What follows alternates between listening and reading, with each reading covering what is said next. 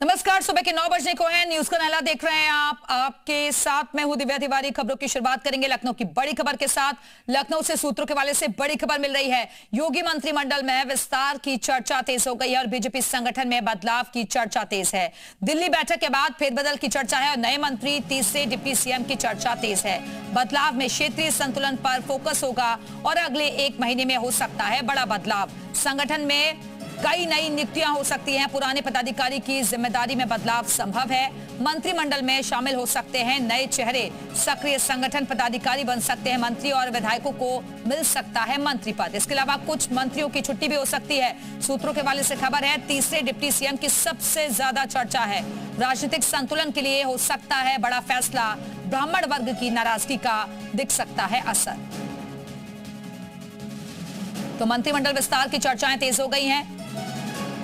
अगले 1 महीने में ये बड़ा बदलाव हो सकता है। संगठन में हो सकती है कई नई नियुक्तियां। पुराने पदाधिकारी की जिम्मेदारी में भी बदलाव किया जा सकता है। मंत्रिमंडल में शामिल हो सकते हैं कई नए चेहरे। सक्रिय संगठन पदाधिकारी को मंत्री बनाया जा सकता है। विधायकों को मिल सकता है मंत्री पद और कुछ मंत्रियों की छुट्टी भी हो सकती है।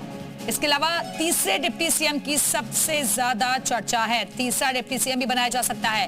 राजनीतिक संतुलन के लिए हो सकता है फैसला और ब्राह्मण वर्ग की नाराजगी का भी इसमें असर देखा जा सकता है। तो प्रदेश संगठन की नई टीम जल्द ही बन सकती है। क्षेत्रीय संतुलन को लेकर हलचल तेज हो गई है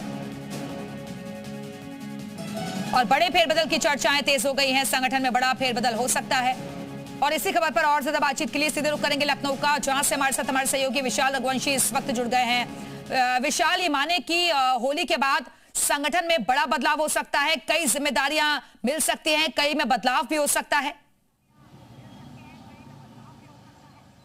देखिए, बिल्कुल ये माना जा रहा है कि होली के बाद उत्तर प्रदेश में संगठन और सरकार दोनों में एक बड़ा बदलाव देखने को मिल सकता है। संगठन में जहां एक तरफ जाति समीकरण ध्यान रखा जाएगा तो वहीं दूसरी तरफ जो सरकार है उसमें ये माना जा रहा है संभवतः कि यूपी डिप्टी सीएम के तौर पर तीसरा चेहरे की एंट्री कराई जा सकती है। हालांकि अभी ये केवल कयास है, लेकिन इसको लेकर चर्चाएं तेज हो चुकी है।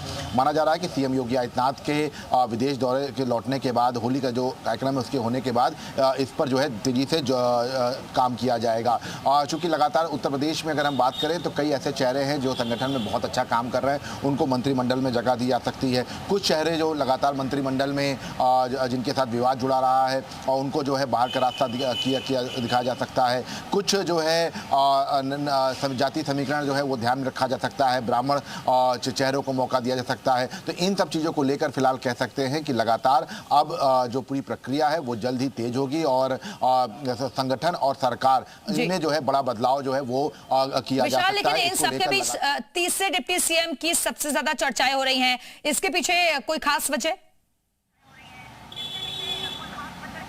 देखिए, ये कहा जा रहा है कि यूपी डिप्टी सीएम के तीसरे चेहरे के तौर पर इसलिए चर्चा हो रही है क्योंकि माना जा रहा है कि जाति समीकरण बैठाने के लिए खास तौर से एक किसी दलित चेहरे को जो है वो आगे लाया जा सकता है। क्योंकि समाजवादी पार्टी का जो पीडीए कार्ड है उस पर एक बड़ा जो है मैसेज जो है अगर इस तरह का कोई चेहरा लाया जाता है तो दिया जा सकता है। इसके साथ साथ जो बसपा का कोर वोट बैंक है उसको भी अपने पाले में करने के लिए ये कोशिश की जा सकती है। तो इसीलिए ये कह सकते हैं कि इस पर लेकर लगातार मंथन चल रहा है। अब इस मंथन में क्या कुछ निकलेगा ये देखना होगा। लेकिन संतुलन बिठाने के लिए बदलाव किया जा सकता है, किसी दलित चेहरे को आगे लाया जा सकता है। विशाल, आप बने रहिएगा, वापस आएंगे आपके पास।